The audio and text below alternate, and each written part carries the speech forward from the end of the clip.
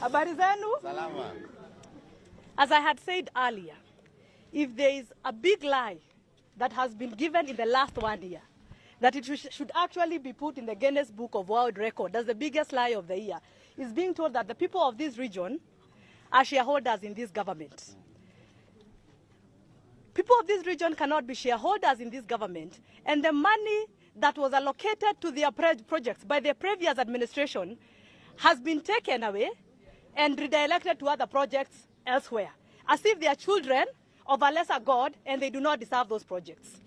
Also, money man, we have seen issues of water, our roads that were ongoing and money had already been allocated is no longer there. Those roads are not, the continuation, the construction has halted.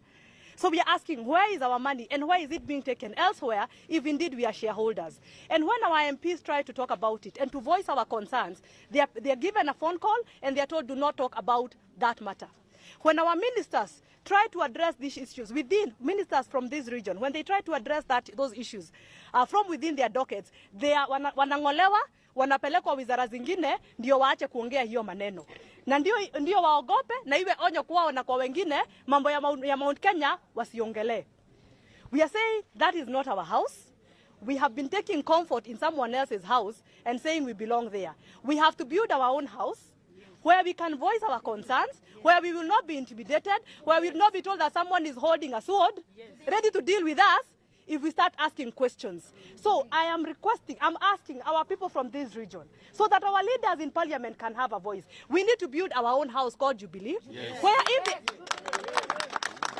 they are chased away from the other side or they are intimidated, they will have a place to call home. Jubilee is our liberation party. That is the party that is going to liberate us from this oppression. We cannot be staying in the oppressor's house and saying hiyo ni nyumba yetu tukona shareholding. Yes. From now moving on, we have to start a new movement where we go build our party Jubilee, and then from there start raising our voices, start challenging our MPs, our ministers to talk without fearing. We are not, I've said, we are not children of a lesser God.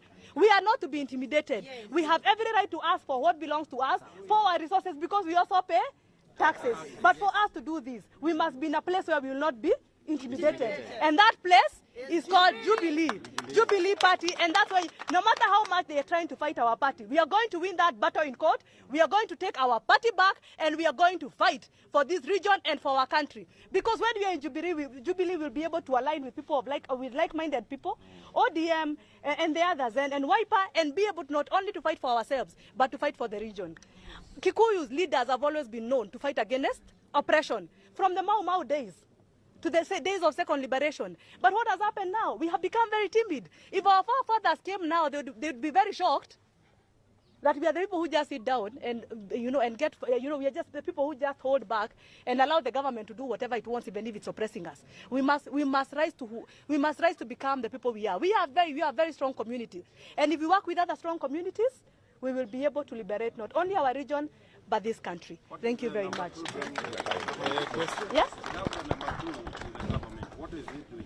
The number two in the government. The number two in government is the one who is telling us that we are shareholders in that government, knowing that he's lying. If he is a shareholder himself, Gachagua is a shareholder in government, and whoever else feels he's a shareholder because they have government appointments, that does not represent the rest of us. That is regarding Gachagua and his office. It does not represent Mount Kenya because he never talks about Mount Kenya. People have been dying in Lamu, Kikuyus. People are being harassed in Eldoret.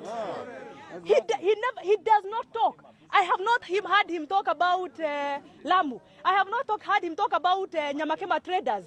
But he's telling us we are shareholders. Hiyo ni kiti yake yeye mwenyewe. Haituhusu. Yeah, haituhusu. So that is his position. As regarding Gachagua, it does not belong to Mount Kenya or to the Kikuyu community.